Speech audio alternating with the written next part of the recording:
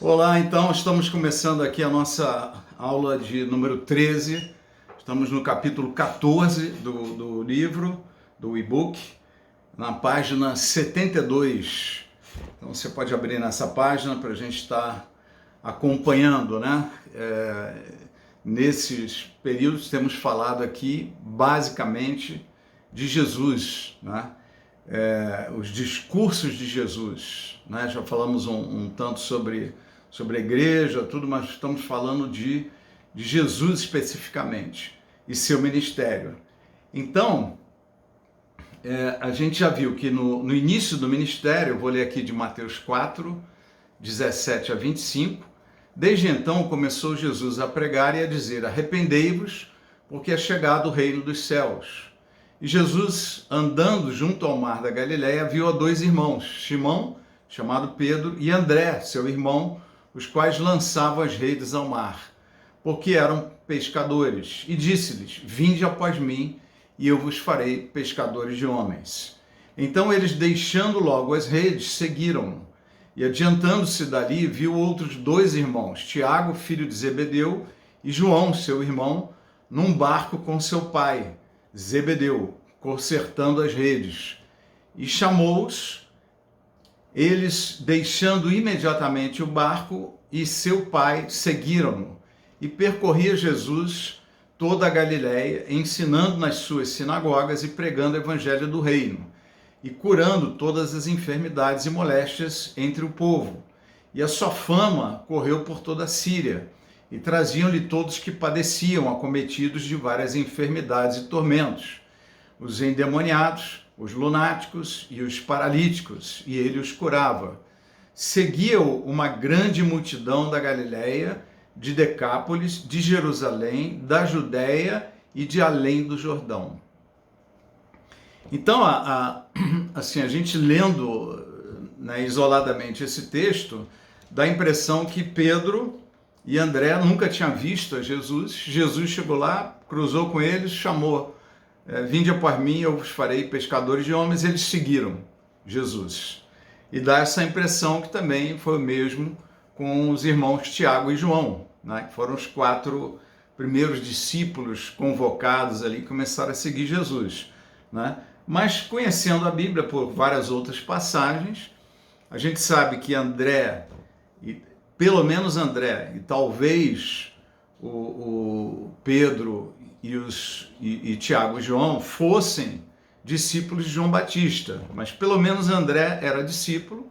E quando Jesus voltou do deserto, né, já tinha sido batizado nas águas, o Espírito conduziu ele para o deserto. Quando ele voltou do deserto, né, para começar efetivamente o seu ministério, já vencendo o diabo nas suas tentações e tudo, ele passa perto do Jordão.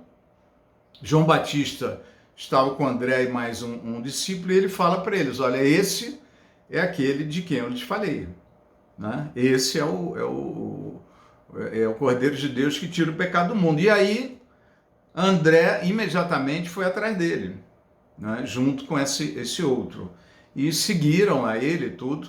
Depois a gente sabe que tem o evento do barco, né, em que Jesus chega e fala para Pedro lançar as redes ali do outro lado, né? E numa sequência posterior é que nós temos esse texto, né? Não foi o primeiro encontro entre eles. Aqui eles largaram efetivamente o pai, a pesca, e foram atrás de Jesus, tá? Naqueles primeiros encontros, eles estavam ainda na profissão de pescadores, vivendo ali da pesca, tinham passado uma noite pescando, tá? Então, se algum dia vocês já devem ter ouvido falar que Jesus chegou do nada, falou e eles seguiram, não é bem assim que a Bíblia, não é, como informação mais completa, nos relata, né? Mas o fato é que eles tinham conhecido poucas coisas de Jesus, mas tiveram a referência de João Batista, né? Tiveram a experiência extraordinária da pescaria, né? E começaram a seguir Jesus, né? Nesse convite deles, largaram tudo, e o convite era, né, vinde após mim e eu vos farei pescadores de homens.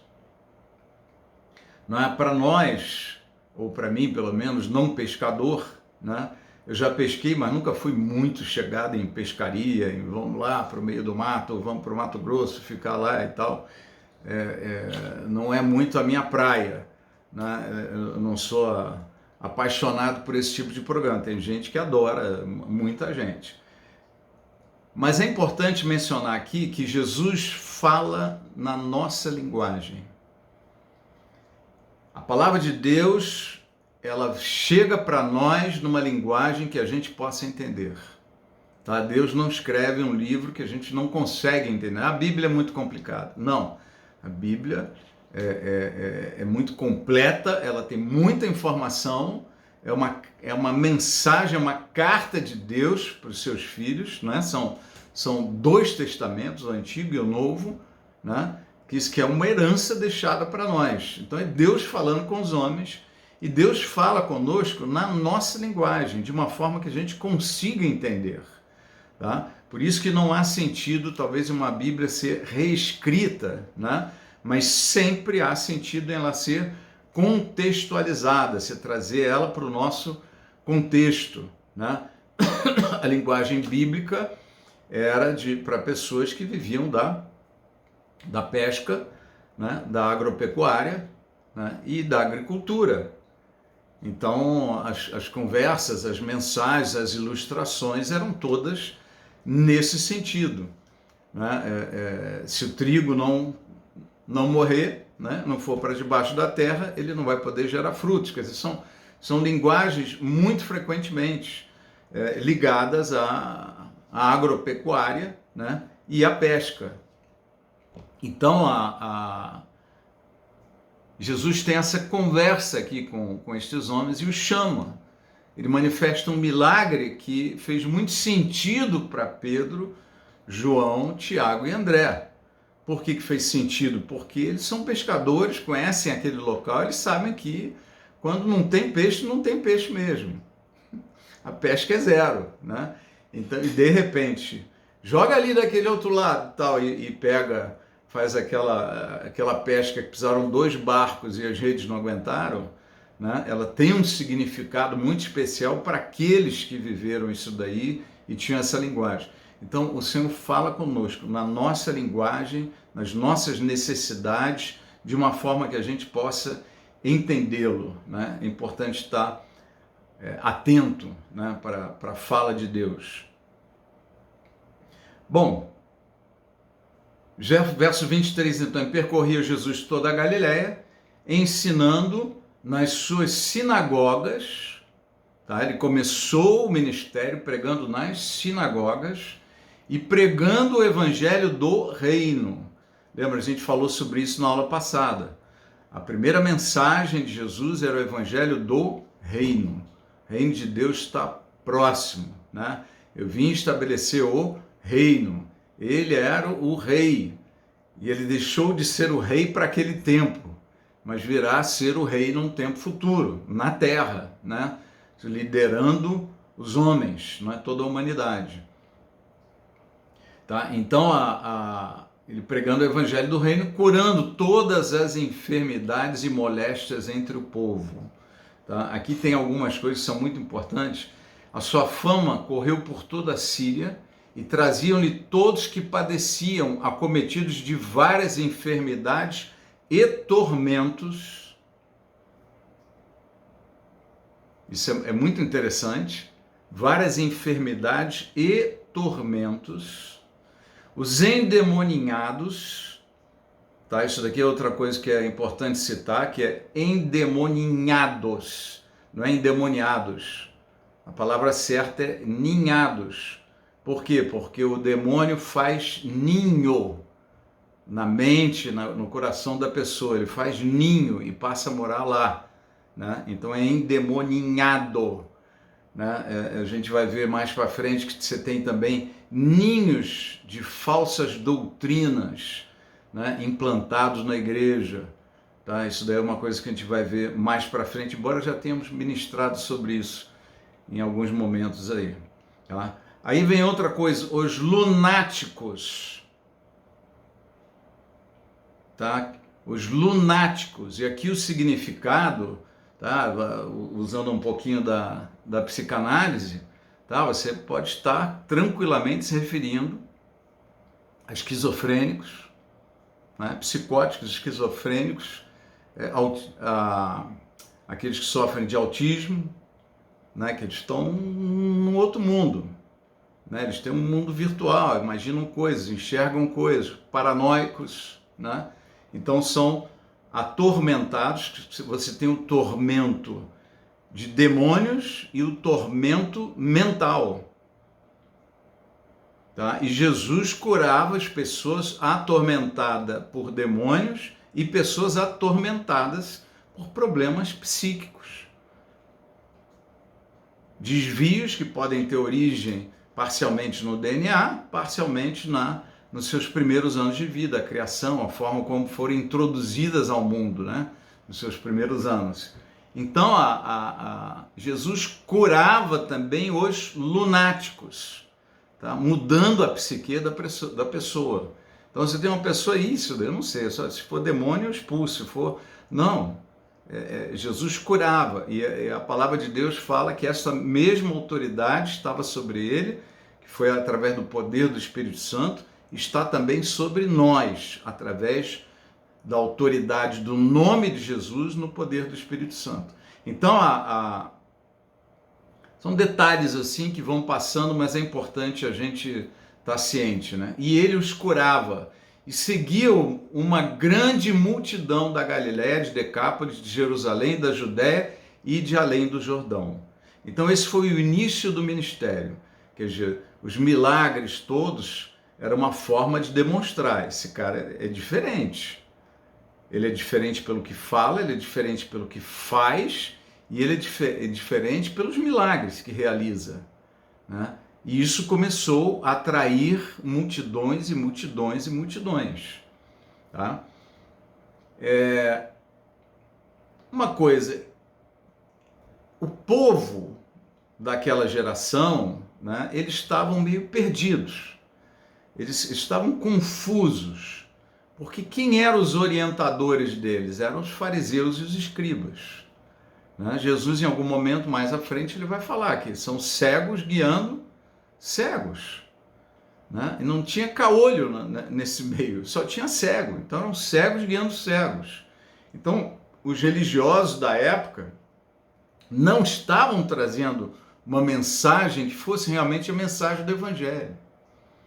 E Jesus precisava chegar e começar a informar aos judeus que já acreditavam em Deus, acreditavam no Senhor, mas estavam completamente fora da compreensão do que seria a vontade de Deus. E é isso que a gente vai tratar nesse capítulo aqui hoje, que fala da Sermão do Monte, tá? Então, qual era a pregação religiosa dos escribas e fariseus? Que ensinamento eles traziam para o povo? Um ensinamento de tradições. A gente vai ver passagens sobre isso, tá? Mas basicamente eles criaram tradições humanas e ministravam aos homens essas tradições. E a igreja tem que estar muito atenta, porque nós criamos também as nossas tradições e começamos a ensinar tradições. Então o crente verdadeiro é aquele que não fala palavrão, é aquele que bota uma roupa séria, é aquele que anda sempre com a Bíblia, ele fala palavras bíblicas, ele aprendeu o evangeliquez, né? Eu me lembro que quando eu me converti, eu fui num acampamento, era novinho na fé, eu e um outro amigo e tal, e uma jovem fez amizade com a gente, era um grupo enorme de jovens, né? Em algum momento fomos nós três orar, estávamos sentados ali no monte, tudo, e a gente fez oração daquele jeito, né? Recém-convertido, você fala do jeito que você fala, do jeito que as pessoas falam, do jeito que eu falava com outras pessoas. E ela começou a fazer uma oração assim, mirabolante, usando todo um evangeliquez e com aquela voz doce, aquele negócio e tal. E depois ficou eu e esse amigo meu, que tínhamos nos convertido juntos ali, ele falou, nossa, será que um dia a gente vai conseguir orar assim? Né? Como é que... Ele ficou impressionado com a oração, né? E algum tempo depois, um ano depois, eu estava ministrando a palavra e essa jovem se converteu, porque ela não era nem convertida. Ela estava na igreja, nasceu na igreja, falava esse evangeliquez lindo, mas um dia ela se converteu, bem depois. Então ela tinha orações lindas, né? Então a igreja ensina tradições, mas isso não é o cristianismo. Isso não é o padrão de Deus, a vontade de Deus. Então Jesus veio lutando contra as tradições que os fariseus traziam, criando uma aparência exterior do que seria o cristianismo. O cristianismo não, mas o que seria a vida com o Senhor, né? Deus de Israel. Qual era a vontade de Deus Pai em relação a tudo isso? Qual era a vontade de Jeová, né? E a gente vai ver que a tradição foi colocada no lugar da palavra de Deus. Então vamos ver aqui, Mateus 15, de 1 a 9. Então, alguns fariseus e mestres da lei, vindos de Jerusalém, foram a Jesus e perguntaram: por que os seus discípulos transgridem a tradição dos líderes religiosos? Pois não lavam as mãos antes de comer. Respondeu Jesus: e por que vocês transgridem o mandamento de Deus por causa da tradição de vocês? Veja, exatamente o que eu estava falando. Eles substituíram a palavra por tradições. Em algum momento eles vão colocar: por que seus discípulos não lavam as mãos? E Jesus poderia dizer: porque isso não é importante. Mas ele começou explicando: por que vocês trocam a palavra de Deus, o mandamento, pelas tradições? Porque esse era o problema. Esse era o âmago da questão, não é? Tradições humanas, padrões humanos, coisas que Deus não vieram de Deus, né? Foram invenções humanas para viver de aparência, viver uma vida espiritual simulada, mas não real. No verso 4, Jesus continua: pois Deus disse: honra teu pai e tua mãe, e quem amaldiçoar seu pai ou sua mãe terá que ser executado. Mas vocês afirmam que se alguém disser a seu pai ou a sua mãe: qualquer ajuda que vocês poderiam receber de mim é uma oferta dedicada a Deus, ele não é obrigado a honrar seu pai dessa forma. Quer dizer, isso não está na Bíblia, mas era uma tradição dos judeus naquele tempo. E Jesus pegou na veia. Quer dizer, o que os escribas e fariseus ensinavam? Olha, entrega suas ofertas aqui no templo. Ah, mas eu tenho que ajudar meus pais e tal. Não. Tudo oferta que você entregar no templo é uma oferta que você ajudaria seu pai e a sua mãe. Então, os interessados, né, os religiosos muito interessados em dinheiro já eram bem ativos naquele tempo. Isso daqui não é novidade dos tempos modernos. Isso daqui é uma situação já antiga na história de Israel e na história da igreja, tá? Depois, no verso 6, ele não é obrigado a honrar seu pai dessa forma. Assim, vocês anulam a palavra de Deus por causa da tradição de vocês. A tradição frequentemente anula a palavra. A gente inventa as coisas, a gente cria coisas. E coisas que começam a anular a palavra. E por aí vai. A tradição do divórcio, tá? A tradição, né, do que fazer com os seus recursos, a tradição do evangeliquez, a tradição de uma série de posturas. Às vezes a igreja vive um ministério exclusivamente espiritualizado e tal, e não tem uma influência social, não tem uma participação efetiva na sociedade, influenciar a sociedade e redescobrir a sua principal vocação, que é sal da terra e luz do mundo. A igreja não pode ficar escondida dentro dos templos. A nossa vida é exposta do lado de fora. E é essa exposição que faz a diferença. Bom, hipócritas, no verso 7, bem profetizou Isaías a respeito de vocês, dizendo: este povo me honra com os lábios, mas seu coração está longe de mim. Em vão me adoram, seus ensinamentos não passam de regras ensinadas por homens. Então foi uma palavra direta, quer dizer, porque lembra que a gente falou que uma das coisas que principais Jesus tinha que colocar em ordem era a palavra de Deus, a vontade real de Deus. E aqui ele começa a falar: olha, está tudo errado. Vocês não fazem o que o Pai quer. Vocês fazem o que a tradição de vocês manda. Vocês estão anulando a vontade de Deus para fazer, né, para cumprir a vontade dos homens. Ou se escondem da vontade de Deus em cima de tradições e ensinamentos de homens. Tá? E Jesus veio colocar a palavra no seu devido lugar. Né? A palavra no seu devido lugar. Tá? A aprendizagem que se passava na época era que não importava o que se passava no interior de cada pessoa, e sim se exteriormente estava tudo aparentando estar bem. Não lembra às vezes a igreja?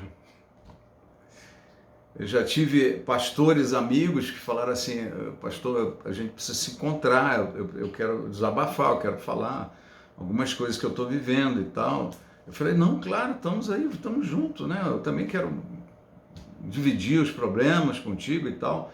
E aí eu perguntei: e na tua comunidade e tal? Não vou dizer qual é a denominação, para não é esse o objetivo, né?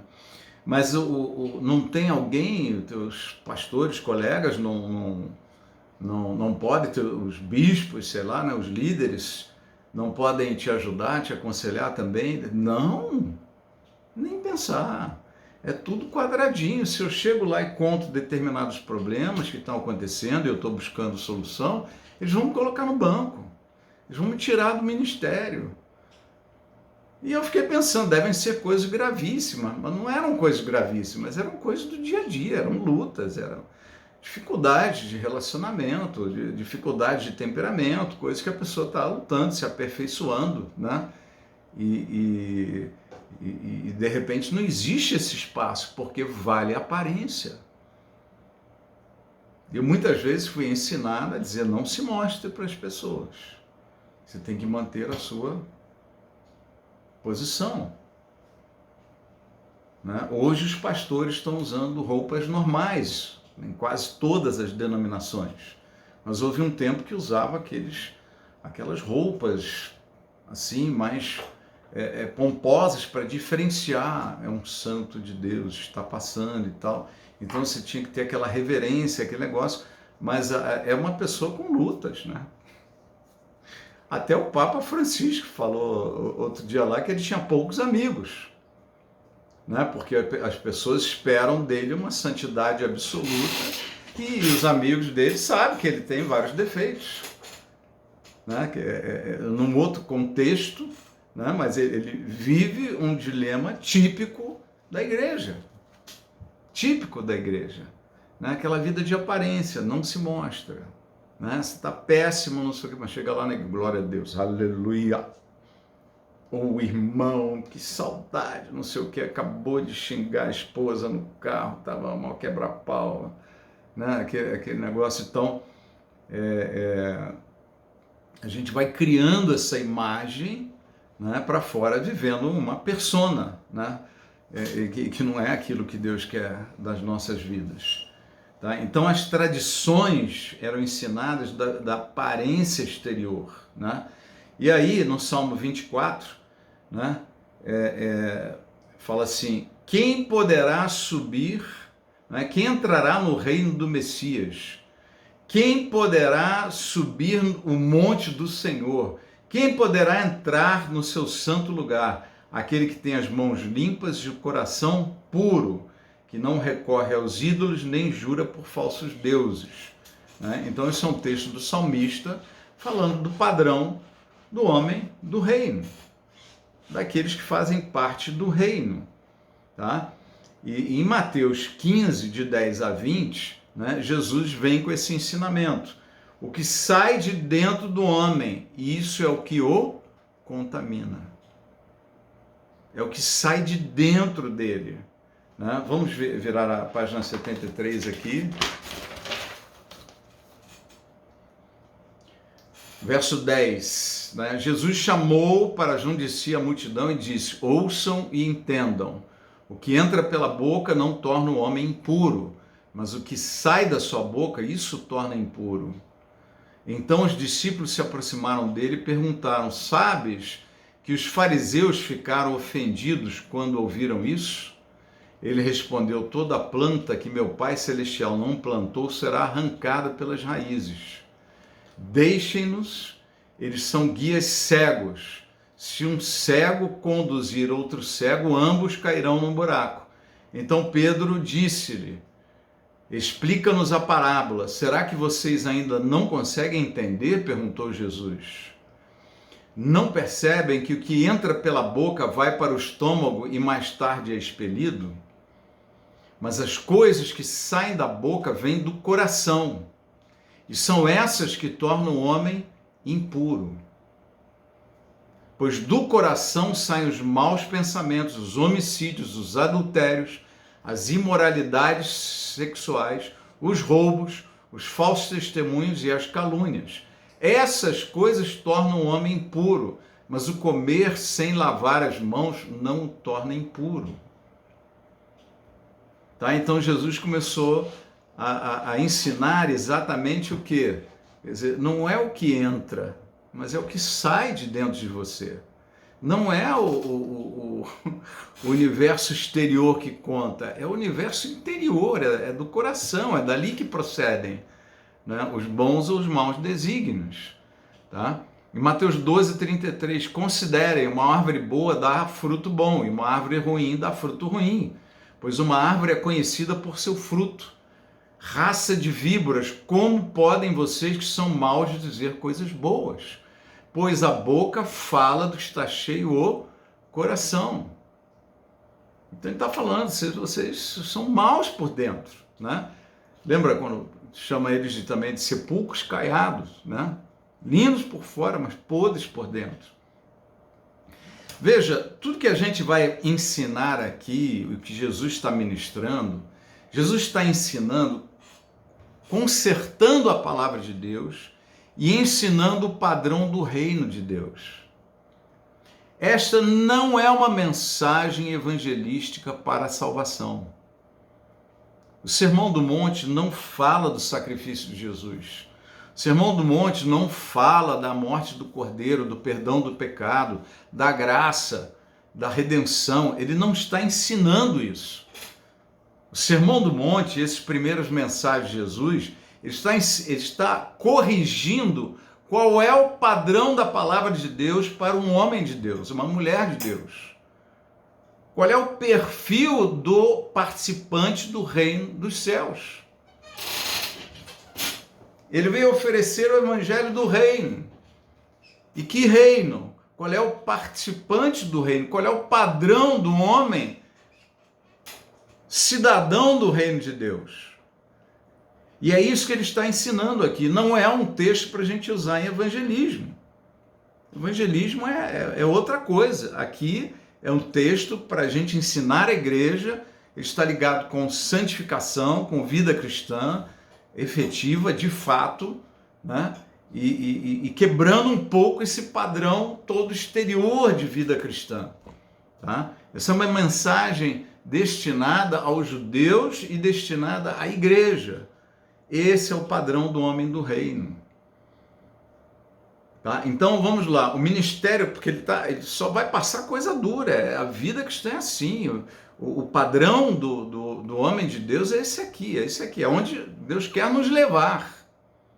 É para lá que Deus, para esse homem, essa mulher que Deus nos chama a ser. Né? Agora, como é que nós vamos? Aí entra outra mensagem, né? Da salvação em Jesus, o perdão dos pecados, a vida pela graça, a ação do Espírito Santo, mudando os nossos impulsos do homem interior, né? É toda uma outra mensagem, tá? Mas aqui é Qual é o alvo? O alvo é esse aqui, né? Esse é o padrão do homem do reino. Tá? Então, o ministério profético de Jesus na Terra pode ser dividido em 4 grandes discursos ou mensagens. A primeira, o Sermão do Monte, ou da Montanha, que é Mateus de 5 a 7. Né? Depois nós temos as parábolas de Mateus 13, que a gente vai ver mais adiante. Né? Tem muita relação, inclusive, com a história da igreja e as 7 cartas do Apocalipse. Os discursos de Mateus 24 e 25, tá? Falando sobre os finais dos tempos, o final dessa era. Tá? E o discurso de João 13 a 17, no Evangelho de João. Nós vamos abordar esses quatro principais discursos de Jesus. Não hoje estamos aqui no Sermão do Monte. Tá? Então vamos lá, o Sermão do Monte, Mateus 5 a 7. Né? É uma coisa para a gente estar repensando. O Sermão do Monte, ele é como se fosse um manifesto da contracultura. Tem um livro de John Stott que fala muito bem sobre isso. É um livro, muitas coisas que eu coloquei aqui, né? Eu tirei de informações desse livro que eu já li umas 3 ou 4 vezes. É muito bom material. Então ele é um manifesto da contracultura cristã. O mundo pensa assim, mas nós pensamos desse jeito, né? Tendes ouvido dos escribas e fariseus isso, mas a verdade é essa daqui, né? E por aí vai, a gente vai ver, vai passar por vários desses itens, mostrando que toda essa mensagem do Sermão do Monte é um manifesto da contracultura cristã. Contracultura cristã a nossa cultura é diferente da do mundo. Nós pensamos diferente, nós vemos diferente, nós sentimos diferente, nós planejamos a vida diferente, nós nos organizamos diferente, nós convivemos diferente. Um casal cristão não é um casal do mundo, ele não vive debaixo dos mesmos padrões. Um homem de Deus, um profissional de Deus, não anda no mesmo padrão de um homem do mundo. Nós temos padrões diferentes. As nossas aspirações são outras. Então, é todo um manifesto de uma contracultura cristã, que a gente vai ver passo a passo aqui hoje. Tá? Então, a primeira coisa é pensar assim, como igreja, como é que o mundo nos vê? Se coloca no lugar de alguém de fora, como é que o mundo nos vê? Esses caras fanáticos, estão fugindo da realidade, falam um monte de coisa, mas são chatos, não são amorosos, também são nervosinhos, né?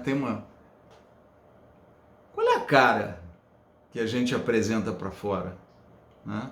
Qual é a imagem que nós estamos refletindo para as pessoas à nossa volta? Isso é muito importante. E não pode ser um testemunho falso. Tem que ser algo que vem de dentro. Tá? Mas o que é esse algo que vem de dentro, saindo das tradições? Né? Veja, Deus nos chama para si, a palavra de Deus diz que nós somos um povo de propriedade exclusiva do Senhor. Então, um povo diferente, nós pertencemos a Deus. Sacerdócio real, povo de propriedade exclusiva de Deus. É um povo diferente do mundo. Lembra quando estudamos sobre Israel? Qual era um dos propósitos da lei? Era tornar Israel diferente de todas as outras nações. Outro propósito da lei era tornar os homens judeus diferentes de todos os homens das outras nações. E aí, o que a nação de Israel quis? Nós queremos ter um rei igual a todas as outras nações. O chamado era para ser referência e não para copiar os outros. Então, toda vez que a gente quer copiar o mundo, nós estamos fora do padrão. Toda vez que a gente quer atualizar a cultura da igreja, muito frequentemente nós estamos fora do padrão, estamos copiando o mundo e não influenciando o mundo como sal da terra, como luz deste mundo.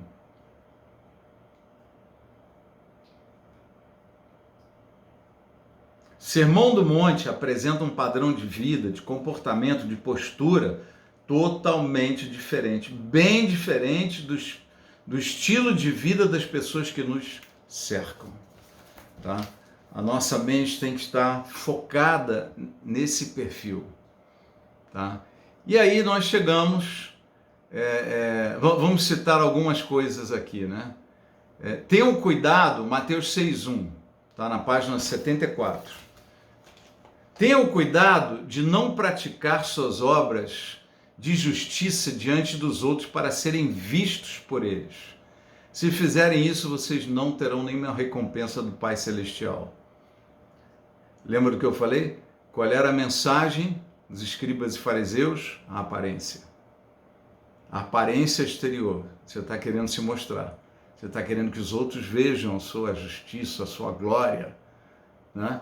E ele fala, tenham cuidado de não praticar suas obras diante dos outros para serem vistos.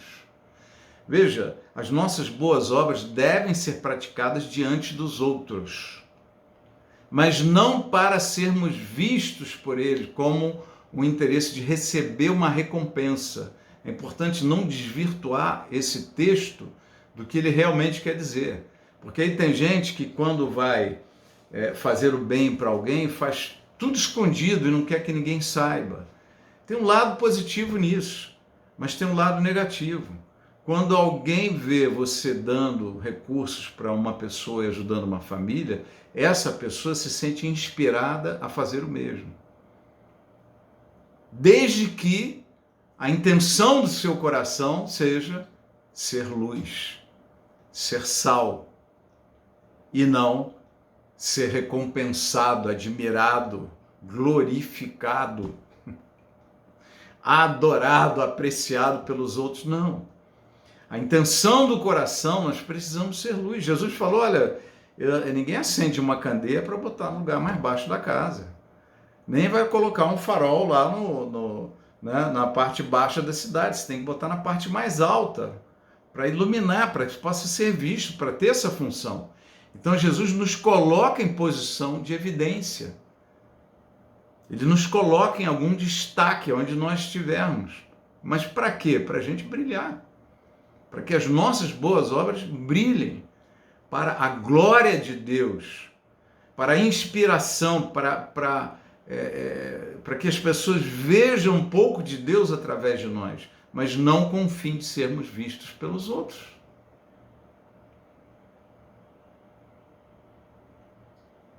É para sermos vistos pelos outros, sim, para mostrar a glória de Deus, mas não para aparecer, não para chamar atenção sobre nós.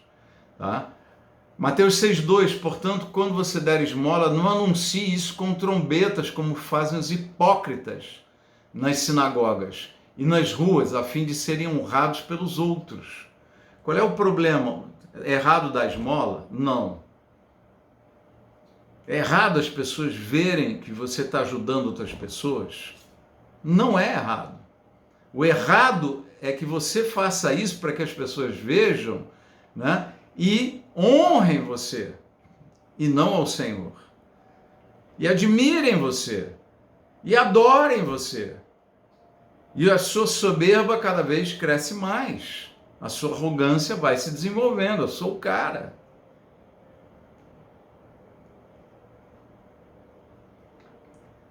Verso 7 e 8. E quando orarem, não fiquem sempre repetindo a mesma coisa como fazem os pagãos. Eles pensam que por muito falarem serão ouvidos. Não sejam iguais a eles, porque o seu Pai sabe do que vocês precisam antes mesmo de o pedirem. Tá? Então essas orações repetitivas, tá? Veja, isso não se refere a perseverar em oração. Isso se refere, sim, a você pegar o terço lá, rezar 300 Ave Maria, 300 Pai Nosso, não sei o quê. Isso se refere a você pedir toda hora a mesma coisa, no mesmo espírito, na mesma... Não, você não precisa pedir toda hora. Você pode interceder de novo. Mas essa repetição, toda hora você para orar, é sempre o mesmo pedido, sempre o mesmo pedido. Não. Você orou. Deus ouviu. Ah, você sentiu a necessidade de interceder porque tem coisas atrapalhando? Interceda, né? Faça a diferença, mas dê dinâmica na oração. Não repetir as mesmas orações toda hora. Dá dinâmica para a sua oração.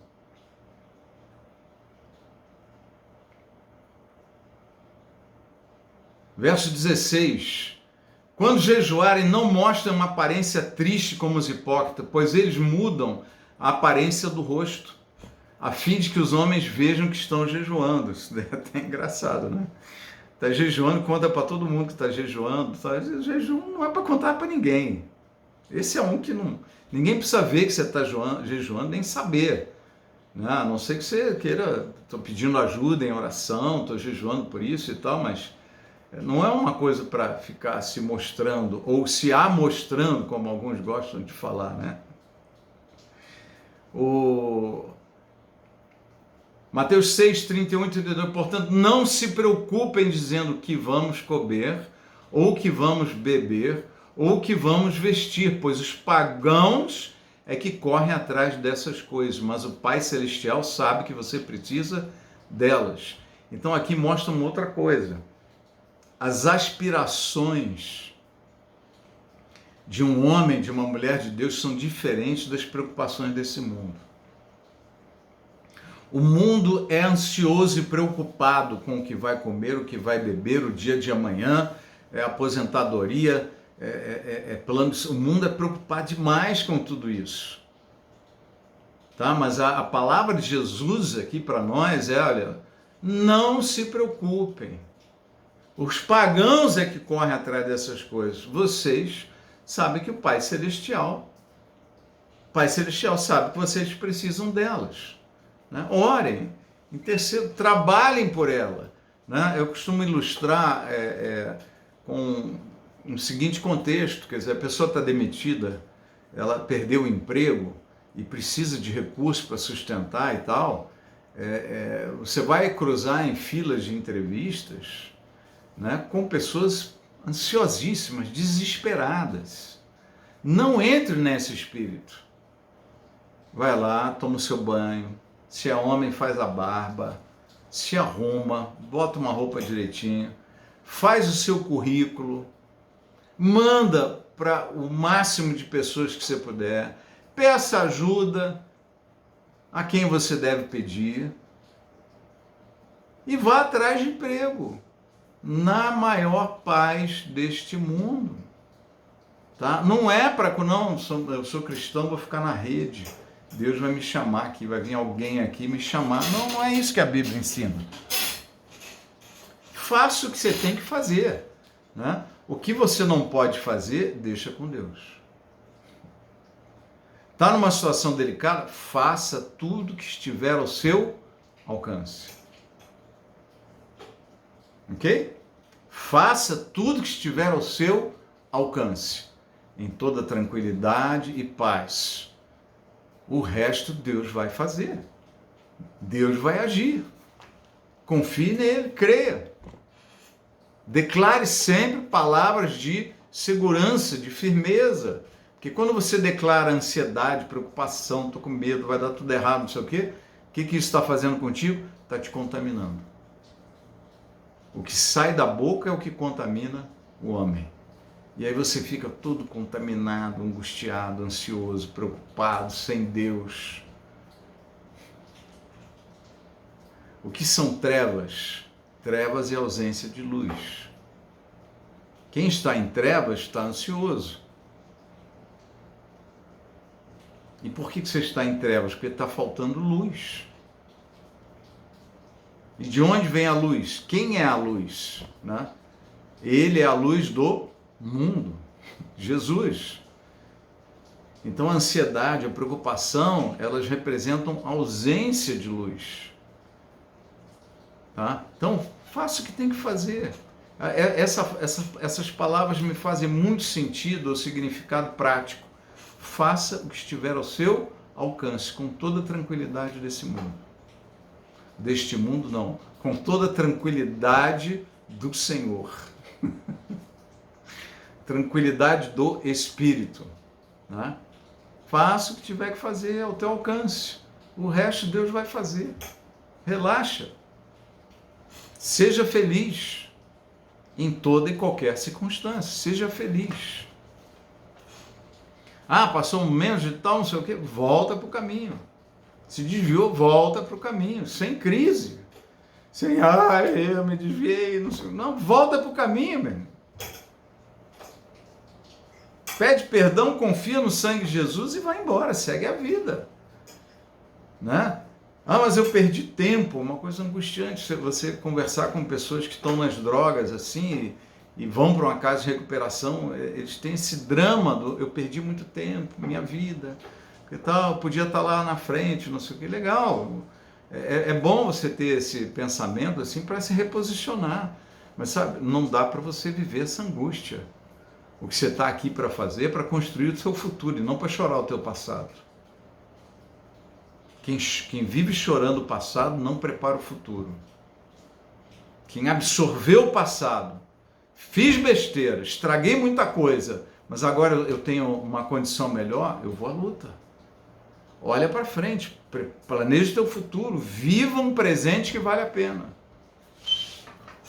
Construa o teu futuro na sua vida presente, um presente que vale a pena, um presente que tenha significado, um presente que seja bom, que te faça satisfeito.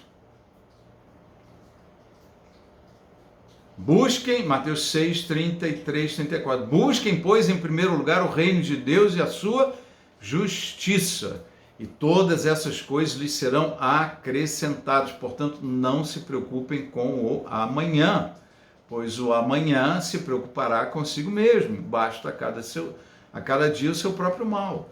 Então, é uma orientação de Deus. Olha, o padrão do homem do reino é esse aqui. É a contracultura cristã. A gente não faz coisa para aparecer para os outros, a gente não faz coisa para ser visto, a gente não faz coisa... A nossa vida não pode ser para agradar os nossos pais, por melhores que eles sejam. A nossa vida é para agradar a Deus e para seguir um padrão do reino. A nossa vida, ela não é parecida com as pessoas do mundo. É uma contracultura. Guarda essa palavra, o Sermão do Monte é um manifesto da contracultura cristã. É uma cultura contrária à cultura desse mundo. Jesus veio para destruir as obras do diabo. O mundo jaz no maligno. Então a nossa cultura é outra cabeça, outra visão. Sabe, a ansiedade não faz parte. Lutas fazem parte, a ansiedade não faz parte. Medo, as preocupações excessivas com o futuro, com o amanhã. Isso ele não está ensinando aqui que você não deva ter uma poupança. A Bíblia nos ensina a poupar. Né? A Bíblia não diz que você não deve trabalhar, pelo contrário, a Bíblia nos ensina a trabalhar, né?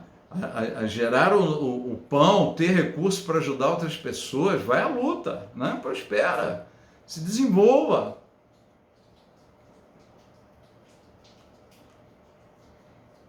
Então essa mensagem de Jesus é um contraste entre a justiça da aparência e a justiça do coração. Tá? Você vai ver muito isso em todos esses sermões de Jesus. A justiça da aparência, que era muito forte na época, e ainda é muito forte na igreja hoje, que nós temos esse ranço judaico-cristão, né, dentro das igrejas. Esse ranço de aparência, esse ranço de imagem, esse ranço de personas, de personagens. É diferente de papéis. Tá, o papel é uma coisa, o personagem é outra. Né? É óbvio que você vai se relacionar com o seu filho numa outra postura diferente da que se relaciona com um colega de trabalho. Tá? Você vai tratar a sua mulher de uma forma diferente que você trata uma pessoa. São papéis, né, diferentes. mas a persona diferente é quando você assume uma personalidade aqui, outra lá, outra colar, e a gente vira vários seres. Como alguns dizem, né? Tem pastores que são demônios em casa e são uma bênção na igreja, amoroso, simpático e tal. E isso acontece com todo mundo. Tá? Tem os seus momentos. A justiça, quer dizer, é um sistema de valores, um padrão ético, uma devoção religiosa, uma atitude com o dinheiro, uma ambição, um estilo de vida e uma teia de relacionamentos diferentes. Assim é a vida no reino de Deus, plena e sob governo divino. Nós estamos debaixo de um governo divino. Tá? E aí vamos entrar nas bem-aventuranças. Tá? Vira a página, né? Ainda estamos na 74, mas vira a página da tua cabeça para abrir um novo capítulo aqui. Né? Muda de posição na cadeira aí, respira. Né? Agora são as bem-aventuranças. As bem-aventuranças definem o caráter do homem do reino. O caráter da mulher do reino de Deus. Como é que é o nosso caráter? Para onde Deus quer nos levar? Tá? Então, Mateus 5, de 1 a 16. Vendo as multidões, Jesus subiu ao monte e se assentou. Seus discípulos aproximaram-se dele. E ele começou a ensiná-los, dizendo: bem-aventurados os pobres em espírito, pois deles é o reino dos céus. Bem-aventurados que choram, pois serão consolados. Bem-aventurados os mansos, porque eles receberão a terra por herança. E aí eu não vou repetir tudo, porque não vou falar tudo, que a gente vai repetir isso daqui na medida que formos estudando um por um. Então a primeira coisa, né, quando chegando ali no final da página 74, tá, o caráter dos participantes do reino. Né? Jesus mostra as características deste caráter, daqueles que serão admitidos no reino, os participantes do reino. Bem-aventurados ou felizes, tá? Tem o mesmo significado. Felizes, os humildes de espírito, os que choram. Tá? Então, primeiro, humildes de espírito. Segundo, choram. Terceiro, mansos. Quarto, fome e sede de justiça. Quinto, misericordiosos. Sexto, limpos de coração. Sétimo, pacificadores. E oitavos, como consequência de tudo isso aqui, perseguidos por causa da justiça. A consequência desses primeiros 7 é o 8º item, perseguidos por causa da justiça. Tá? Então, a primeira coisa, os humildes de espírito, né? Vamos ver o que quer dizer. Às vezes a pessoa, num linguajar atual e tal, transporta essa opinião para os ignorantes. As pessoas incultas, não sabem nada, tal, não tem nada a ver. É humilde de espírito, não de alma. Se uma alma não teve boa educação, não tem boa cultura, não tem um nível de conhecimento importante, tal, isso daí é pobreza, né, de alma. Mas nós estamos falando em pobres de espírito. E qual o significado disso? A pobreza de espírito, ela nos leva a uma dependência de Deus. A pobreza de espírito diz, eu não posso, mas nele eu posso. O pobre de espírito não se deixa dominar pela arrogância, pela autossuficiência, pela supercapacidade pessoal, ele não se deixa seduzir pelos seus sucessos, por aquilo que ele está avançando e conquistando. Não, ele não se deixa seduzir pelos elogios. O pobre de espírito é aquele que mantém consciência profunda de uma dependência de Deus. Como Jesus disse, sem mim nada podeis fazer. Eu sou a videira, vós sois os ramos. Sem mim nada podeis fazer. Tá? Então, isso é a pobreza de espírito, essa dependência de Deus, esse sentimento constante. Sem o Senhor não vale a pena. É a crise do Flamengo, né? Que desde que Jesus saiu, o Flamengo deu uma travada aí, né? Sem Jesus não dá, é uma mensagem para toda a nação flamenguista. Sem Jesus não dá. Tem várias formas de se perceber estas coisas, mas a pobreza de espírito é sair desse autoconvencimento, né, e reconhecer, né, esse sem Jesus não dá. Está crescendo, está sendo uma benção, não sei o quê. Sem Jesus eu sei que não vai. Né? É com Ele, eu dependo dEle, eu preciso dEle, a minha vida está enraizada nele, a fonte de vida é Ele, o centro de tudo é Ele. Né? Ele é o motor que impulsiona, Ele é a razão da existência. Então, essa é a pobreza de espírito, né? Humildes de espírito, desculpa. Né? Em algumas traduções vai aparecer pobre de espírito. Né? Tá? Não tem a ver com pobreza de alma, com ignorância, com falta de conhecimento, com pobre de dinheiro, não tem nada a ver com isso. Segundo, né? Inclui nesse humilde de espírito, né, aquela convicção de que nele eu tenho os recursos. Tudo posso naquele que me fortalece. Né? Nele eu tenho a vitória, nele eu tenho os recursos, nele as coisas vão acontecer. Né? Sozinho não. Bem-aventurados que choram, porque serão consolados. Né? Os que choram serão consolados. O que é esse choro? A pessoa deprimida é feliz? Não. Bem-aventurados tem o significado de felizes. Os que choram. Que choro é esse? É o choro pela injustiça no mundo. É o choro pela própria fraqueza. É o choro pelo pecado, pelo afastamento de Deus. É o choro por sentir as minhas incapacidades de servir ao Senhor. É o choro pelo arrependimento de coisas erradas, de caminhos errados, de atitudes erradas. É o choro, sim, decorrente de alguém que sabe que depende de Deus.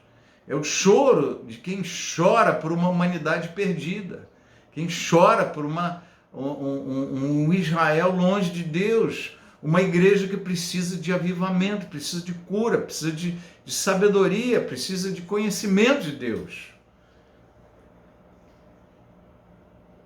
Errais, porque não conheceis a palavra e nem o poder de Deus. Né? Então é um choro para a falta dessas coisas. É um choro pela ausência de Deus. É um choro pela ausência de luz. A terceira, bem-aventurados os mansos, porque herdarão a terra. As pessoas brigam pelos seus direitos e pelas suas conquistas, e um passa a perna no outro. Né? Eu estava vendo uma reportagem sobre o presidente da Rússia, né? e veio de uma família simples, virou agente da KGB e foi crescendo, e o texto diz que ele, ou a reportagem dizia que ele passou a perna ou traiu aqueles que o ajudaram a crescer, que o levantaram, em algum momento se tornou maior do que eles. Né? Então, que ele tenha forte esse perfil, mas não é só ele. No mundo da política, isso é a coisa mais comum. Né? Personas, imagens, aparências, e passar a perna um no outro e tal, né? Buscando, lutando pelos seus direitos, conquistando, brigando, causando guerras na família, guerras no trabalho, guerras com a vizinhança, guerras, né? Porque a gente está buscando para conquistar alguma coisa. E Jesus vem e diz, olha, no meu reino, que vai ser implantado na terra, aqui você vai viver 70, 80, 100 anos, 30, né? Não sei, mas não muito mais do que isso. Mas no reino, primeiro você vai ter o milênio, que serão 1000 anos só. Depois você tem a eternidade, né? É muito mais tempo. Então seja manso, meu querido. Sabe por quê? Porque se você for manso, você vai herdar a terra. Você não precisa lutar tanto pelos seus direitos, porque os mansos é que vão herdar a terra, e não aqueles que lutam pela terra bravamente, se armam e fazem todo aquele negócio. Não. Quem vai herdar a terra são os mansos. Quem é que vai reinar sobre a terra com Jesus Cristo? São esses que têm o caráter do reino, humilde de espírito, chora pelas fraquezas, pela ausência de luz, pela dor da humanidade. E os mansos simplesmente confiam no Senhor. Uma atitude humilde e gentil para com os outros, ligada a uma avaliação correta de si mesmo. A mansidão é uma verdadeira visão que temos de nós mesmos e que reflete em nosso tratamento com outras pessoas. O manso é, portanto, gentil, humilde, sensível e paciente. Muitos acham que os mansos vão se dar mal, né? Não tem a imagem, o manso, esse é um mané, todo mundo pisa em cima dele e tal, ele é um manso, né? A Bíblia diz que Moisés era um dos homens, talvez tenha sido o homem mais manso que existiu no planeta, né? Não se compara com Jesus, mas pelo menos até aquele tempo, né? Era uma qualidade que Deus via em Moisés, né? Foi falada por Deus. A palavra afirma. Tá? A quarta característica, os que têm fome e sede de justiça, porque serão fartos. Então isso daqui quer dizer o seguinte, não é de comida e de bebida, não, mas é de justiça, tá? É sede espiritual. Buscar em primeiro lugar o reino de Deus e a sua justiça. Esta fome e sede de justiça, fome e sede de que o reino de Deus cresça, fome e sede de mudança. O homem de Deus não é um acomodado. A gente pensa que o manso é um cara paradão. Não! A gente pensa que aquele que confia, que descansa no Senhor, que vive, não tem dinâmica. Não! O texto aqui está dizendo que o homem do reino é um homem dinâmico, é um homem que aspira, é um homem que quer melhorar, é um homem que quer mudança, é um homem que ele não está conformado com este século, mas ele busca a transformação da mente para viver a plenitude da boa, agradável e perfeita vontade de Deus. Romanos 12, 2. Tá? O caráter do homem de Deus é a fome, é a sede, ele quer mais, ele busca. Ele luta pelo reino, tá? Ele também não está acomodado naquilo que ele é, não, ele quer ser alguém melhor, ele quer ser alguém, né, que vai crescer, que vai se desenvolver. Bem-aventurados misericordiosos, pois alcançarão misericórdia. Né? Às vezes falta muito isso na igreja, é a compaixão pelos necessitados. Olha, a palavra grega é eleos, quer dizer misericórdia. Ele trata da dor, da miséria, do desespero.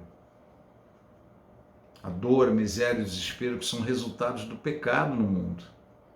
Tá? Então a misericórdia, ele exerce misericórdia com as pessoas. Ele vai lá naquele que está aflito, aquele que está angustiado, aquele que está sofrendo. Né? Exercício da misericórdia. Tá? O charis é graça. Trata do pecado e da culpa. É uma palavra diferente de misericórdia. O misericordioso é aquele que trata da dor, da miséria, do desespero das pessoas. Bem-aventurados misericordiosos, porque alcançarão misericórdia. Veja, a Bíblia é muito clara, no Antigo e no Novo Testamento, que nós colhemos aquilo que nós semeamos. Se eu semear misericórdia, na hora que eu precisar, eu vou achar misericórdia de alguém. Se eu semear indiferença, na hora que eu precisar, o mundo será indiferente para mim. É o que o universo me devolve. O pessoal de coaching gosta muito de usar esse termo, né? O que o universo traz de volta, mas é o universo seguindo um padrão de Deus.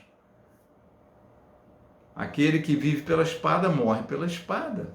É o que você deu para o universo devolve para você. O que você dá para o mundo, o que você dá para a vida, é o que a vida te devolve.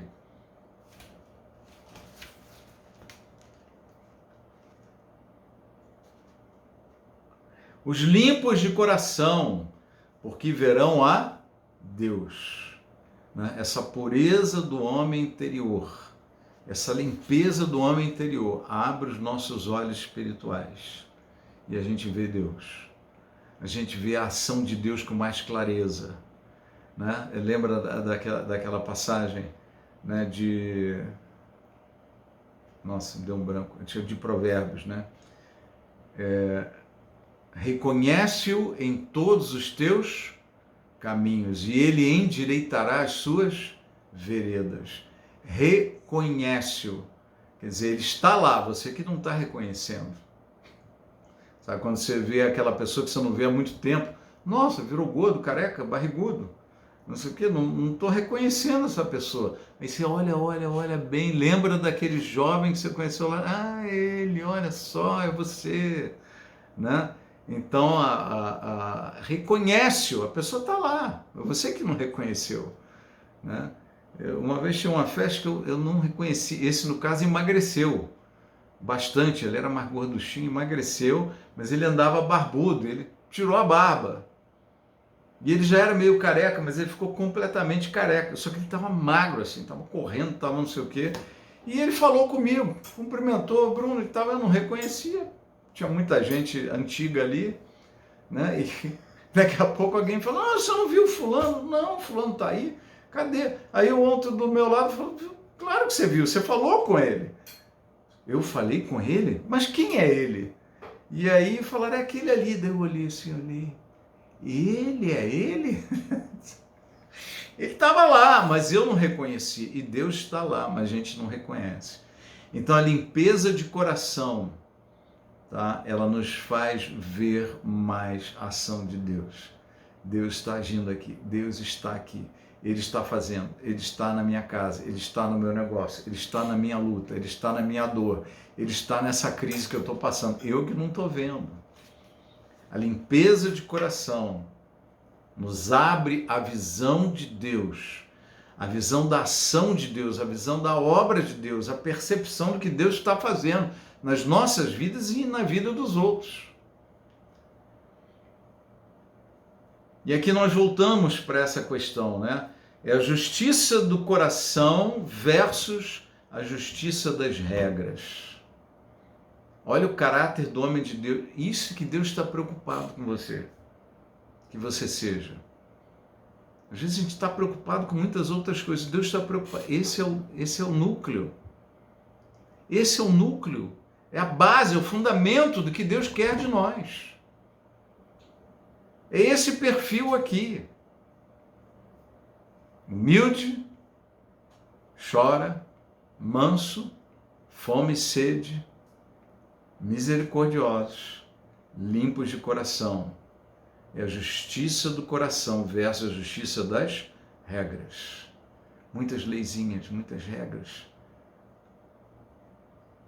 Estou lendo a Bíblia todo dia, tá? Mas legal, isso é o exterior, mas Deus quer algo mais profundo. O que isso está mudando? O que isso está moldando esse caráter na sua vida? A gente, não, estou orando em línguas e eu oro todo dia, alivia a consciência. E depois sai rasgando o verbo. E o foco nosso tem que ser não na regra de ler a Bíblia todo dia, mas na regra de o que a Bíblia, a leitura da palavra está me fazendo caminhar nessa direção do perfil do homem do reino de Deus. A justiça do coração versus a justiça cerimonial. Vou à igreja, faço orações. A justiça do coração versus a justiça exterior. Veja, isso a gente pode aplicar um monte de coisas, né? Um monte de coisas. As máscaras, os papéis, personagens que a gente representa né? Coisas que não são a realidade, mas é uma hipocrisia. A realidade se mistura com a imaginação. É o crente que eu acho que eu sou, mas na realidade não sou. É o apóstolo Paulo dizendo, todavia andai de acordo com aquilo que já tendes alcançado. Você alcançou, anda e mostra isso. Seja isso que você alcançou. Ah, mas eu tenho fome e sede de justiça, então busca mais. É isso que Deus espera de nós. Amém? Busca essa mansidão, busca mais. Não é para acomodar. Não é porque você é manso que você vai ser acomodado. Mansidão é uma coisa, acomodação é outra. Mansidão é parte do homem do reino de Deus. A acomodação tem nada a ver com o homem de Deus. O homem de Deus tem fome, tem sede. Ele quer mais para a vida dele, ele quer mais para o ministério, ele quer mais para a igreja, ele quer mais para a sua família, ele quer mais para a cidade, o país onde ele mora, ele quer mais, ele vai buscar. Ele tem sede de avanço, de melhoria no sentido do reino de Deus. Eu citei aqui Filipenses 3,16, todavia andemos de acordo com o que já alcançamos, né? Segundo Almeida, a tradução Almeida, revista e atualizada, tá? Bem-aventurados os pacificadores, por quê? Porque serão chamados filhos de Deus. A intriga é uma das causas mais frequentes de conflito. Franqueza e sinceridade com humilde de espírito formam a base essencial da reconciliação verdadeira. Hoje nós estamos vivendo os dias do politicamente correto. O politicamente correto é ser radicalmente contra a Rússia. E ponto final. Se alguém assume uma posição não radical contra a Rússia, você não está no politicamente correto. Talvez, depois de algum tempo, a gente venha a ter informações um pouco melhores sobre tudo isso. E de repente esse politicamente correto talvez não seja o absolutamente correto diante de toda essa situação. Tem cara de correto, tem aparência de correto, mas nós não temos todas as informações. Eu hoje estou radicalmente contra a Rússia. Mas eu sei que pode haver informações adicionais, que a gente não tenha tanta clareza em tudo isso.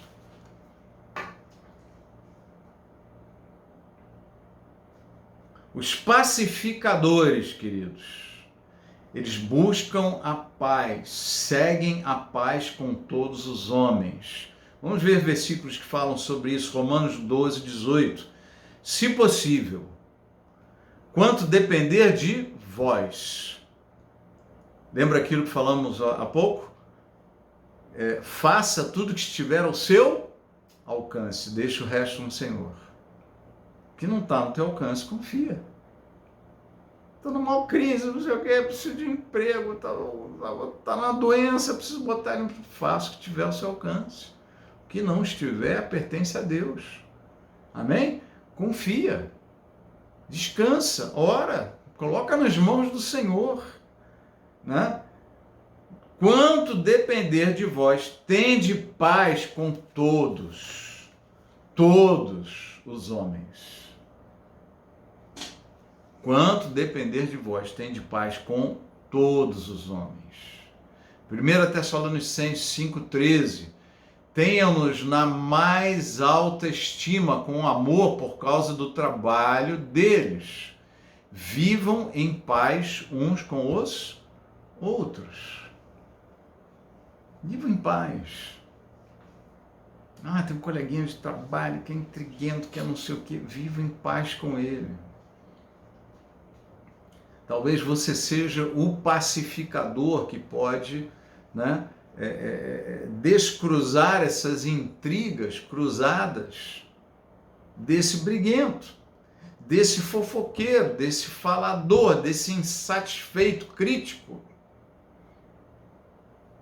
Muitas pessoas extremamente críticas, elas criticam os outros com a insatisfação que elas têm com elas mesmas. A gente está insatisfeito, não conhece o perdão de Deus plenamente, e aí acha que está sendo condenado e tal, e ataca os outros. O pastor ensina o Deus que ele vê. E se o Deus que ele vê é um carrasco, é durão, pega pesado e pode levar ele para o inferno, é esse Deus que ele vai ensinar para a igreja. Nós refletimos o Deus que nós cremos. E o nosso Deus tem nos conduzido à paz. E o caráter de um homem de Deus, um participante, um cidadão do reino de Deus, ele é um pacificador. Pacificador. Bem-aventurados pacificadores, porque serão chamados filhos de Deus. Você quer ser chamado filho de Deus? Tem essa marca. É um pacificador. Ah, a família está brigando, você entra para fazer a paz.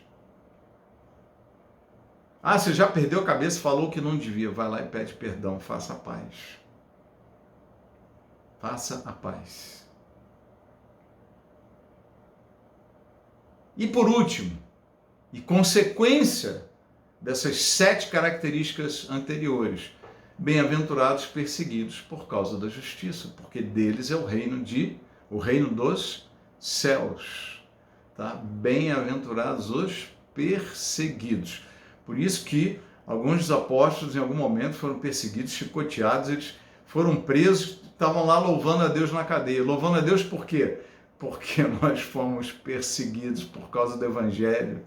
E essa perseguição vai redundar num galardão enorme para nós. É uma honra ter sido perseguido por causa do Evangelho. É uma honra ter sido chicoteado. É uma honra. Eles estavam alegres com aquilo. E agradecendo a Deus, que bênção, né? Eu fui chicoteado por causa do Senhor, por causa do Evangelho. Isso aqui vai ser um fruto eterno de glória na minha vida. Eu jamais vou perder a alegria deste momento. Os caras não sabem, estavam pensando que estavam me fazendo mal, estão me fazendo um bem para a eternidade. O mal eles estavam fazendo para eles, não para mim. Para mim estavam fazendo bem. Qual é a síntese do cidadão do reino? Está enquadrada aqui no meio da página 76. O discípulo de Jesus, de joelhos diante do Pai, reconhecendo sua pobreza espiritual e chorando por causa dela e desta geração. Isto o torna manso e gentil nos relacionamentos. A honestidade o leva à transparência, sendo o que é diante dos outros. Transparente e sincero nos seus relacionamentos, ele demonstra misericórdia àqueles que estão em crise ou em pecado. Revela-se construtivo e pacificador. Construtivo por causa da fome e sede de justiça. Não recebe louros, porque o que ele faz não é para a glória dele. Ou prêmios por isso, pelo contrário, é hostilizado, injuriado, insultado e perseguido. Essa é a marca, quanto mais, né? Lembra aquela passagem? Todos aqueles que quiserem viver piedosamente em Cristo Jesus serão perseguidos.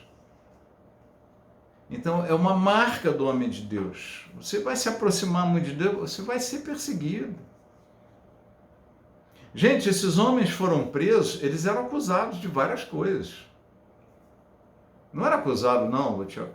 Você está sendo perseguido, alguns ele falar, porque fica falando de Jesus. Não, eles eram condenados, por quê? Porque estão causando perturbação aqui em todo o Império Romano.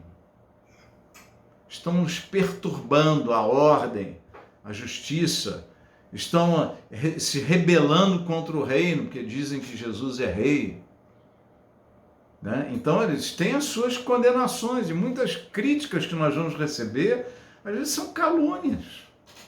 São coisas que não têm nada a ver com a realidade. E de alguma forma, ou Deus nos defende ou nós estamos roubados. Né? Mas Paulo, muitas vezes, ele defendeu o seu ministério. Ele chegou e defendeu, olha, meu ministério não é isso não, é isso e aquilo. Né? Vocês dizem que eu sou fraco quando estou presente e forte nas cartas. E aí ele vai e se justifica, porque ele estava sendo atacado, criticado. Ele, muitas vezes ele se defende, né? Ele argumenta, ele fala, não é isso que vocês estão dizendo. Né? Mas nós não podemos nos perder na nossa defesa, porque a nossa função principal é a defesa do Evangelho. A nossa preocupação maior não é com a nossa imagem, é com a imagem de Jesus, com aquilo que nós estamos mostrando, qual é a nossa cara, igreja, qual é a tua cara, homem e mulher de Deus. A influência dos participantes do reino, tá? É ainda a conclusão, não sei se eu vou conseguir acabar nessa aula de hoje, mas tem um bom tempo ainda. Jesus descreve a influência exercida pelos que serão admitidos no reino dos céus. Vós sois o sal da terra, vós sois a luz do mundo. Tá naquele texto, né? É a sequência daquele texto que nós não lemos lá atrás, né? O verso 14 de Mateus 5. Vocês são a luz do mundo. Não se pode esconder uma cidade construída sobre um monte. E também ninguém acende uma candeia e a coloca debaixo de uma vasilha. Pelo contrário, coloque em lugar apropriado e assim ilumina a todos que estão na casa. Assim brilha a luz de vocês diante dos homens. Vejam a ordem de Deus aqui, de Jesus para nós. Assim brilhe a luz de vocês diante dos homens, né? Em Mateus 6 ele fala, tenham cuidado não praticar as boas obras, suas obras de justiça diante dos outros para serem vistos por eles. Se fizerem isso, vocês não terão nenhuma recompensa do Pai Celestial. Ele está falando no sentido de sermos vistos com o objetivo de sermos... quem é que eu quero mostrar? Sou eu. A nossa luz deve brilhar para mostrar quem? Deus. Quando a nossa luz brilha para mostrar nós mesmos, esse é o problema de Mateus 6:1, e 2, e 3, e 5. Né? A luz deve brilhar para mostrar a glória de Deus e não a nossa glória. Assim brilha a luz de vocês diante dos homens, para que vejam as suas boas obras e glorifiquem ao Pai de vocês que está nos céus. Ficou claro por esse final de versículo? Né? Vejam as suas boas obras e glorifiquem a vocês. Estão vendo vocês? Não. E glorifiquem ao Pai de vocês que está nos céus. Então, o foco das nossas boas obras serem vistas pelos outros é para que as pessoas glorifiquem a Deus. Que a nossa vida possa trazer brilho para a glória de Deus e não para a nossa própria glória. Tá? Então, sal da terra, né? No verso 13, vocês são sal da terra, mas se o sal perder o seu sabor, como restaurá-lo? Não servirá para nada, exceto para ser jogado fora e pisado pelos homens. Então, voltando aqui na página 76, o sal é condimento para dar sabor, foi isso que ele citou lá. O sal naquele tempo também era usado, você não tinha geladeira, você não tinha freezer. Então, o sal era usado para quê? Para retardar a degradação do alimento. Então, a nossa função como sal da terra é fazer o quê?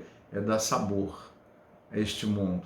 Um mundo vazio, sem sabor, as pessoas se matam, se drogam, entram em depressão, entram em ansiedade. Por quê? Porque o mundo está sem sabor para eles. Quando eles olharem para uma vida que dá sabor, isso vai mexer com eles. Eu quero ter esse prazer de viver.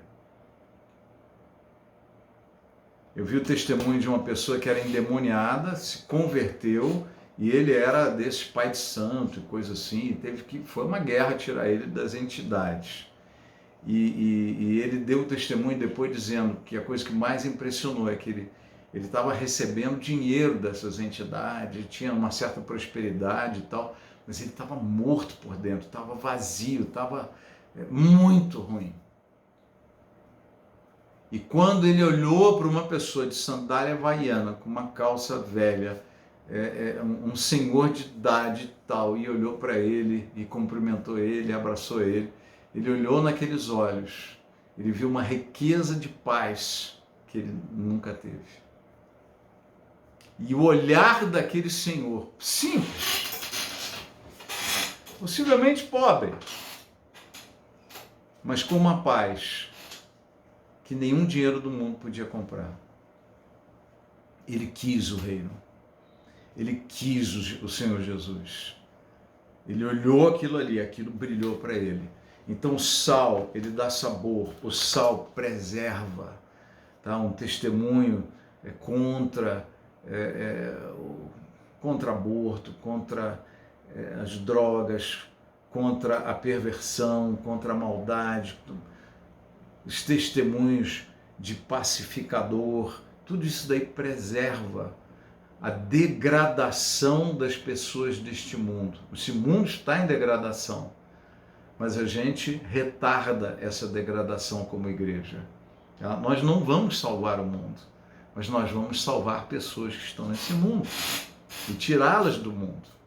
Mas vão continuar vivendo no mundo, mas elas não serão mais do mundo, serão do reino. Infiltradas neste mundo.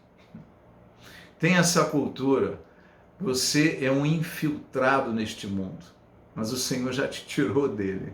Só que você está aqui, infiltrado para pregar o reino, ensinar o reino, né? Como os americanos expulsaram 10 diplomatas russos dos Estados Unidos. Acho que hoje ou ontem. Por quê? Porque para eles eram como espiões infiltrados lá dentro. E nós somos infiltrados neste mundo que jaz no maligno, e a gente está tirando pessoas do mundo, inscrevendo-as no reino, tornando elas cidadão do reino, né? Minha origem não está neste mundo, está nos céus. Por quê? Porque eu nasci do Espírito. Então eu tenho uma origem dos céus também na minha vida. Eu tenho uma origem na terra e tenho uma origem nos céus. Só que a que predomina, eu me tornei espírito vivificante, eu não sou mais alma vivente. Então, eu sou um cidadão dos céus, um cidadão do reino, com essa nova cultura. E a gente acha que não pode influenciar as pessoas. Não, Jesus depois de ensinar essas coisas, ele fala, olha, vocês são sal da terra, luz do mundo. Se vocês tiverem esse caráter do homem do reino, apresentado nas bem-aventuranças, vocês são sal da terra e luz do mundo. Vocês têm poder para influenciar pessoas, sim. O mundo tem ausência de luz e vocês têm luz. O mundo está em trevas por causa da ausência de luz. Você é luz e quando você chega com essa luz que Deus colocou na tua vida, você vai iluminar esse mundo. Então esses versículos, eles falam da nossa influência no mundo. Podemos influenciar sim, dar sabor. Podemos influenciar sim, preservar. Podemos influenciar sim, trazer luz sobre as trevas. Deixa a tua luz brilhar. A influência, você não precisa forçar a influência acontece. Quando você bota o sal dentro na comida, o sal tem que fazer algum esforço para salgar a comida? Para dar sabor? Não, só por estar lá ele dá sabor.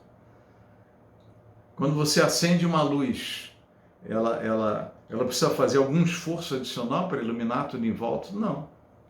Ela só tem que ficar onde ela está, onde ela foi colocada para brilhar.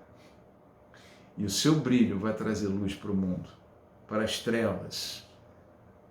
E como é que ela brilha? Quanto mais próximo dessas características ou caráter do cidadão do reino nós tivermos.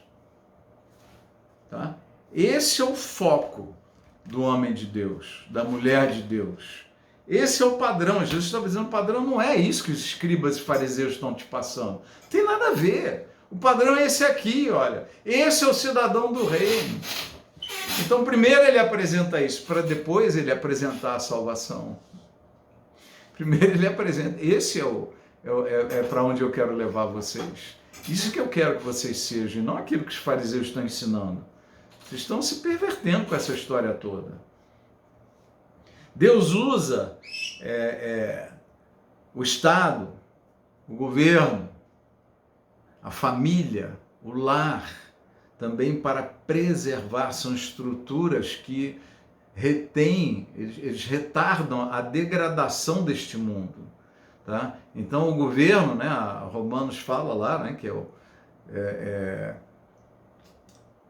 como é que se diz? É uma arma, é um vingador, não um vingador, é um representante de Deus para estabelecer a ordem e para punir todo aquele que pratica o mal. Tá? Então, a função do governo, de polícia, das estruturas da sociedade, são coisas que Deus usa para quê? Para preservar, para impedir, retardar a deterioração do mundo, né? A deterioração das pessoas.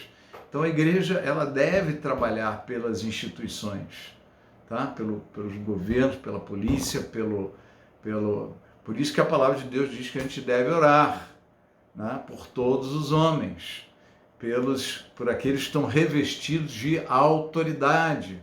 Orar por quê? Para que eles sejam realmente representantes de Deus, para preservar, para atrasar a deterioração, para estabelecer a ordem, né? E a família também é outra estrutura, né? que é um sal, é algo para ser preservado, é algo para ser guardado, a boa comunhão familiar. Tá? Vamos virar aqui página 77, eu falei que essa aula ia ser mais longa.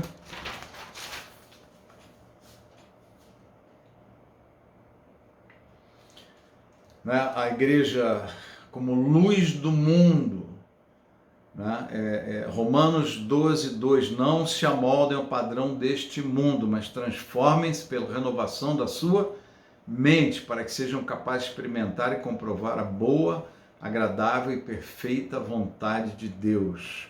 Tá? Então a igreja como luz do mundo, quando a gente se transforma nessa luz do mundo, né? A coisa começa a realmente funcionar. Nós começamos a atrair a vontade de Deus sobre as nossas vidas, sobre a vida das pessoas, tá? Essa transformação, né? Não se amoldar ao mundo. O mundo jaz no maligno, o mundo está em trevas e a igreja vem com luz. Qual é a luz da igreja? É um manifesto de contracultura. Nossa visão é diferente, nosso sentir é diferente, nós aspiramos diferente, nós buscamos diferente, nós somos diferentes, nós casamos diferente, nós vivemos diferente, nós trabalhamos diferente. Tudo que está na igreja é uma contracultura a este mundo que jaz no maligno. Tá? Depois nós temos aqui, no final da página 77, né? Mateus 5:20, pois eu lhes digo que se a justiça de vocês não for muito superior à dos fariseus e mestres da lei, de modo nenhum entrarão no reino dos céus. Então veja, isso provocou uma confusão danada, né, com os fariseus. Qual era o problema dos fariseus? Ai de vós, escribas e fariseus hipócritas. Em Mateus 23 ele fala um monte sobre os fariseus, né? Mas a base é a hipocrisia, é a justiça exterior e não do coração, né? Então Jesus está dizendo, olha, não tem nada a ver, vocês têm a justiça de vocês tem que ser muito superior a deles, muito superior. E aí você fica vendo, pô, então Jesus está pregando a lei. Alguns se confundem com isso daqui. Ele está pregando a lei, Não, o que Jesus estava fazendo aqui é mostrando qual é o padrão. Vocês têm um padrão errado de Deus. Qual foi o objetivo da lei? É mostrar qual era o padrão. Deus é santo. Eu espero que o meu povo seja santo, santificado, separado, de propriedade exclusiva minha, um povo com outra visão, com outro pensar, com outro sentir, com outras leis. E Jesus vem aqui ensinando, ele vai enrijecer mais, né? Porque tendes ouvido, né? Não adulterarás, eu porém vos digo, todo aquele que olhar com intenção impura já adulterou. Tende ouvido, não matarás, eu porém vos digo, todo aquele que chamar o irmão, ofender o irmão de tolo no seu coração, já matou e é digno da condenação do inferno. Então ele está enrijecendo a lei, está mostrando, olha, o padrão de Deus é muito alto, é muito acima disso que vocês estão vendo. Ninguém consegue cumprir a lei, ninguém consegue atender à vontade de Deus. Vocês precisam de um Messias. Por isso que eu estou aqui. Então, os discursos de Jesus, ele começou mostrando, olha, o padrão é muito mais alto. Vocês não entenderam, Deus é santo, a coisa é muito mais forte. Então, é isso que eu estou falando, que para evangelismo, o Sermão do Monte não é alguma coisa adequada. A não ser quando você quer mostrar para a pessoa, olha, o padrão de Deus é muito mais alto, sem Messias você não faz. Você não é bom não, cara. Não existe bom. Todos se afastaram, todos pecaram. Página 78. Jesus começa a colocar o verdadeiro padrão da palavra de Deus, aquilo que parte do interior do homem para o exterior. Né? Eu já citei aqui, Mateus 5, 21, ouviste que foi dito aos antigos, não matarás. Eu já citei um pouco aqui, mas boas obras, né? A justiça exterior, né? Boas obras diante dos homens, esmolas diante dos homens, orações para serem vistas pelos homens, jejuns para os homens verem. Né? Tudo que a pessoa está querendo fazer campanha própria, né? E não do reino e do Senhor e do rei. E depois ele começa a dar instruções para os que desejam entrar no reino. Então, Mateus 7, não julguem, para que vocês não sejam julgados. Essa é uma das bases fundamentais de uma qualidade de vida, é não julgar. Tira o julgamento da tua vida. Eu, mais recentemente, eu fiz uma limpeza de julgamento. A gente começa a se analisar falando, nós julgamos demais e achamos que está certo e tal. Não. Tenham cuidado de não julgar, porque a medida que vocês usarem também será usada para medir vocês. Colheu, né? Semeou, colheu, na mesma medida. Tá? A eficácia do agir na oração e na busca. Peçam e lhes será dado, busquem e encontrarão, batam e a porta lhes será aberta. Pois todo que pede recebe, que busca, enquanto que bate, a porta será aberta. Ele tá dizendo o seguinte, o homem de Deus, tá? Ele é eficaz naquilo que ele busca. Você ora, sua oração vai ser respondida. Tá? Busca, você vai achar. Busca, você vai achar. Bata e a porta lhe será aberta. Todo que pede recebe, que busca encontra e o que bate a porta será aberta. O que é esse bater? É lutar por alguma coisa, você está trabalhando. Então, orar é uma coisa, buscar é outra e bater a porta é outra. Tá? Todas envolvem a ação de orar, a ação de buscar. Eu estou buscando um crescimento profissional, eu preciso de um sustento para minha família e tal. Estou indo na faculdade, fiz vestibular, estou correndo atrás, ou estou me aperfeiçoando na área que eu escolhi para trabalhar, né? Seja um técnico, seja um profissional liberal, seja o que for que você faça, seja um funcionário público, né? Se desenvolva naquilo que é melhor. Isso é buscar, né? E bater na porta. Eu quero crescer profissionalmente, eu quero ser o gerente lá da minha área, eu quero ser, né? Então é uma porta que você está batendo, você está lutando por ela, é uma causa na justiça que você está batendo. 3 ações diferentes: orar, buscar e bater, tá? São coisas distintas e Jesus coloca o distinto, mas ele está dizendo o quê? Que há eficácia nessas suas ações, há eficácia para os cidadãos do reino, nas suas ações de oração, busca e bater a porta, tá? A justiça do caminho que dá acesso ao reino. Assim em tudo façam aos outros o que vocês querem que lhes façam, pois esta é a lei e os profetas. Lembra que a gente tem ensinado, né, que a igreja, Israel vivia em cima de regras e mandamentos. A igreja vive em cima de princípios de Deus. Israel viveu o tempo da infantilidade. A igreja perdeu o seu tutor e ganhou a sua herança. E ela vive no tempo da maturidade. Então o Espírito Santo vem habitar sobre nós. Estamos na graça, tá? Mas o tempo da maturidade, nós não somos mais regidos por regrinhas, né? Nós somos regidos por princípios de Deus. E aqui ele fala, façam aos outros o que vocês querem que eles façam. Esta é a lei e os profetas. Se você tiver esse princípio em mente, você vai cumprir a lei. Buscar a Deus acima de todas as coisas, é o próximo com a si mesmo. Esses 2 mandamentos resumem toda a lei e os profetas. Princípios de Deus. Tá? A igreja é regida por princípios. Mateus 7,15, né? O alerta contra os falsos profetas. Cuidado com os falsos profetas, eles vêm a vocês vestidos em pele de ovelhas, mas por dentro são lobos devoradores. Vocês os reconhecerão por seus frutos. Muitos nos dirão naquele dia: Senhor, Senhor, não profetizamos nós em teu nome não expulsamos demônios, e não realizamos muitos milagres? São os frutos. A gente acha que o fruto é expulsar demônio e profetizar. E ele está dizendo que muitos naquele dia vão cobrar a salvação. Como assim, Senhor? Eu não fui arrebatado, eu estou aqui. Como assim? Né? E o que Deus vai falar? Os caras vão dizer, nós fizemos milagres, nós expulsamos demônios em teu nome.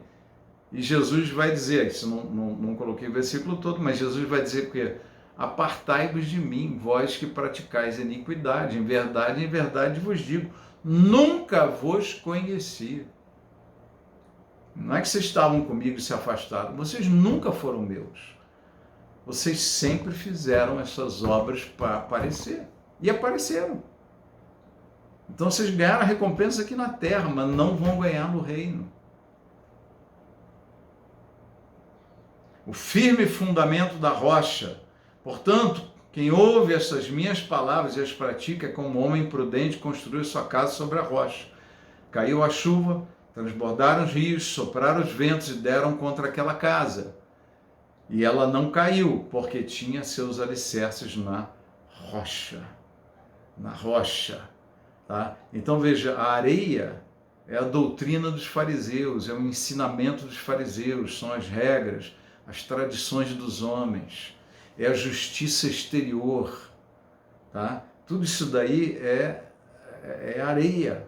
A rocha é a palavra de Deus, é aquilo que Jesus está colocando de novo no lugar, é a justiça do coração.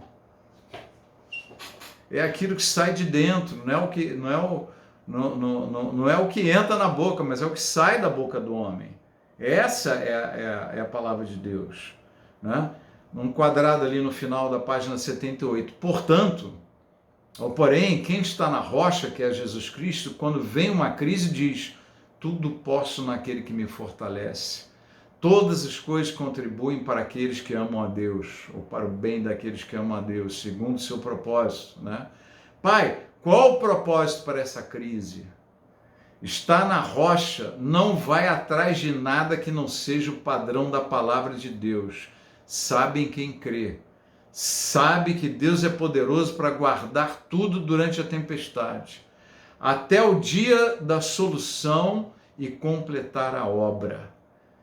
Está ancorado, enraizado, fundamentado na rocha, que é Jesus e a sua palavra, tá? Esse é o homem de Deus. E isso que Deus quer te levar. É para esse homem, para essa mulher que Deus quer te levar, tá? O Sermão do Monte, então, foi feito para isso, né? A gente já falou sobre isso daqui, encerrando aqui na página 79,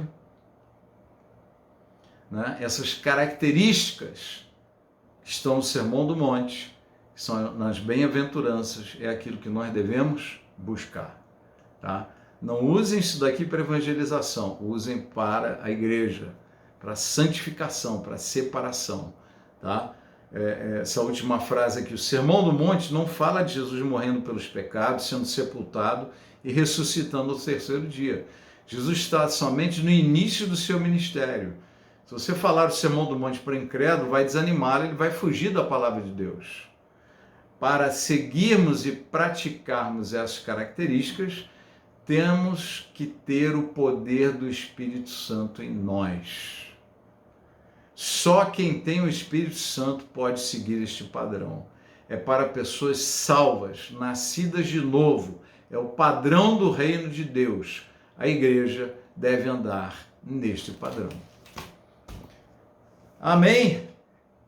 É o primeiro dos grandes discursos ou sermões. Sermões não, é uma mensagem que alguns acham que durou uma semana, esses ensinamentos. Aqui é uma síntese do que foi falado, né?